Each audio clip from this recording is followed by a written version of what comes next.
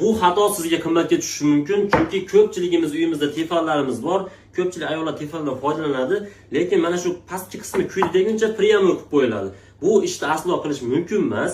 Undan ko'ra sizlarga foydali bir ma'lumot beraman. Ya'ni qaynaganda o'chadigan qilishni o'rgatib qo'yaman. Yaqin qolib keling videoni. Mana qaranglar, pastki qismini oddiy pichoq yordamida mana yechib olasizlar. Yechganinglarda video qisqaroq bo'lishi uchun shunday qilishga majbur bo'ldim.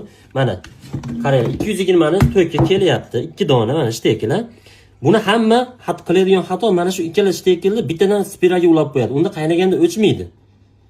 Va tefal erib ketadi agar suv tugab ketsa.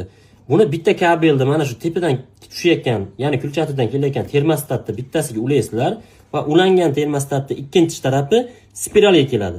Mana ko'rib turganinglardek, 220 dan kelayotgan tok esa priyamo bittasi spiralga ulanadi. Mana shu holatda cheres termostat bo'ladi, ya'ni tefal qaynaganda o'chadi.